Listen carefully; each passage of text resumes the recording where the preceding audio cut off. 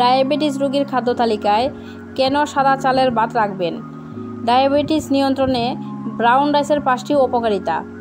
Diabetes হলেই আপনাকে সকলেই সাদা চালের ভাতের বদলে ব্রাউন রাইসের ভাত খেতে বলবে।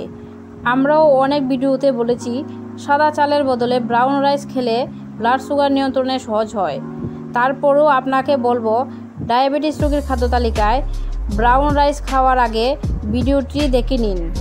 ডায়াবেটিস রোগীর খাদ্য তালিকায় ব্রাউন রাইস না রাখার পিছনে অন্তত 5টি কারণ নিয়ে এখন আমরা আলোচনা করব।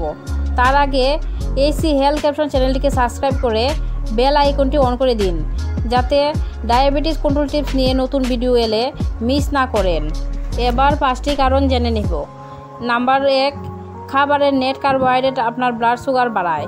যে খাবারের নেট কার্বোহাইড্রেট যত বেশি হবে খাবারটি তত বেশি ব্লাড সুগার বাড়াবে। 100 গ্রাম সাদা চাল থেকে আপনি নেট কার্বোহাইড্রেট পাবেন গড় পরতা 78.70 গ্রাম, আর ব্রাউন রাইস থেকে নেট কার্বোহাইড্রেট পাবেন 73.50 গ্রাম। তথ্য থেকে দেখা যাচ্ছে ব্রাউন রাইসে সাদা চাল থেকে এমন কিছু কম নেট কার্বোহাইড্রেট থাকে না, বরং সাদা চাল বলুন বা ব্রাউন রাইস বলুন, দুটিতেই অত্যাধিক বেশি নেট কার্বোহাইড্রেট থাকে। তাই 2 রকম চালই আপনার অত্যাধিক বেশি ব্লাড সুগার বাড়াতে পারে। সুগার কমানোর উপায় হিসাবে সাদা চাল খাচ্ছেন কিনা, ব্রাউন রাইস খাচ্ছেন কিনা সেদিকে নজর না দিয়ে কত কম ভাত খাওয়া যায় সেটা ভাবুন। ভাত কমিয়ে বিকল্প আর কি খাওয়া যায় সেটা ভাবুন। নাম্বার 2, নেট কার্বোহাইড্রেট যেমন ব্লাড সুগার বাড়ায়, উল্টো দিকে খাবারের ফাইবার ব্লাড সুগার কমায়। যে খাবারে ফাইবার যত বেশি থাকবে খাবারটি তত বেশি ব্লাড সুগার নিয়ন্ত্রণে রাখবে। 100 গ্রাম সাদা চালে ফাইবার থাকে 1.30 গ্রাম, আর ব্রাউন রাইসে ফাইবার থাকে 3.50 গ্রাম। ব্রাউন রাইসে ফাইবার সাদা চাল থেকে অনেকটা বেশি থাকলেও এমন কিছু বেশি নয়। আপনি একটি পেয়ারা খেলে এর থেকে বেশি ফাইবার পেয়ে যাবেন। তাই ব্রাউন রাইসে কতটা ফাইবার থাকে সেটা না ভেবে বরং ভাবুন ব্রাউন রাইসে কত বেশি নেট কার্বোহাইড্রেট থাকে। ব্লাড সুগার তাড়াতাড়ি নিয়ন্ত্রণে আনতে ডায়াবেটিস রোগীর খাদ্য তালিকা থেকে ভাত যতটা সম্ভব কম করা উচিত।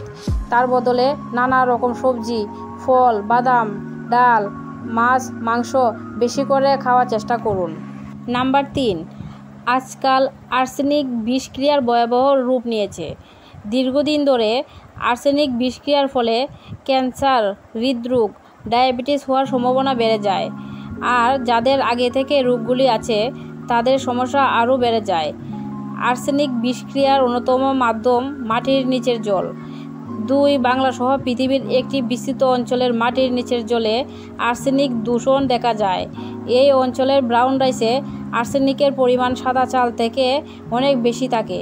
ফলে ডায়াবেটিস কমানোর উপায় হিসাবে দীর্ঘদিন ধরে ব্রাউন রাইস খেলে আর্সেনিক বিষক্রিয়া থেকে ডায়াবেটিসের সমস্যা আরও বেড়ে যেতে পারে। নাম্বার 4, ব্রাউন রাইসে ফাইট্রিক অ্যাসিডের মতো অ্যান্টি নিউট্রিয়েন্টস বেশ ভালো পরিমাণে থাকে। ডায়াবেটিস রোগীর খাদ্য তালিকায় আপনি ব্রাউন রাইস রাখলে ব্রাউন রাইসের ফাইট্রিক অ্যাসিড আপনার শরীরে আয়রন, জিঙ্কের মতো খনিজ শোষণ কমিয়ে দেয়। ফলে বেশি বেশি ব্রাউন রাইস খেলে ডায়াবেটিস রোগীর জিঙ্ক ও আয়রনের অভাব দেখা যেতে পারে।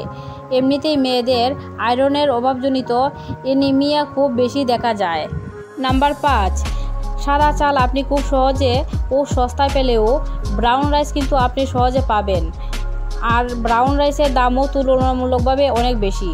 ফলে ব্রাউন রাইসে আপনার কষ্টজনিত অর্থ ইনভেস্ট না করে তা থেকে আপনি বেশি ডায়াবেটিস ফ্রেন্ডলি খাবারে ইনভেস্ট করলে সুগার কমাতে বেশি উপকার পাবেন। ফলে সহজলভ্য ও তুলনামূলকভাবে সস্তা সাদা চালই ডায়াবেটিস রোগীর জন্য ভালো অপশন হতে পারে। তারপরও আপনি যে চালের ভাত খান না কেন, ভাত খাওয়া কিছুটা কম করে তার বদলে ফাইবার, ভালো ফ্যাট ও প্রোটিন সমৃদ্ধ শাকসবজি, ফল, ডাল, বাদাম, মাছের মতো খাবার বেশি করে খেলে ব্লাড সুগার নিয়ন্ত্রণ আরও বেশি সহজ হবে। ডায়াবেটিস কন্ট্রোল টিপস নিয়ে এরকম আরও ভিডিও পেতে এসি হেলথ ক্যাপশন চ্যানেলটিকে সাবস্ক্রাইব করে বেল আইকনটি অন করে দিন। সাথে থাকুন, সুস্থ থাকুন। ধন্যবাদ।